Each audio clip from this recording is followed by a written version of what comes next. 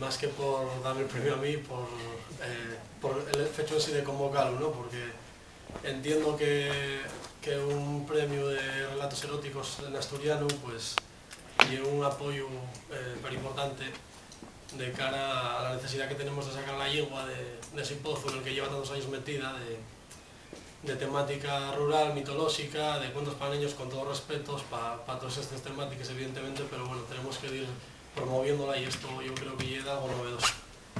Bueno, yo simplemente quería comentaros que ella y Ariel lleva un relato más que erótico, concretamente, un relato de bastante contenido fetichista, de contenido de dominación y de sumisión, que son, bueno, temas que a mí siempre me llamaron la atención desde que yo era crío, desde que también a tener fantasías eróticas y, bueno, xunteles todos e fice un relato de dos moces, tamén de contenido lésbico, de dos moces entre les cuales se establece una relación de dominación y de sumisión, también en torno, en el contexto también de un concurso de relatos eróticos.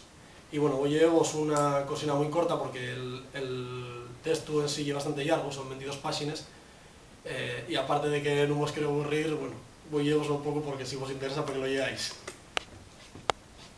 La puerta del coche, peseándose, sonó detrás de ella. Oyólo arrancar.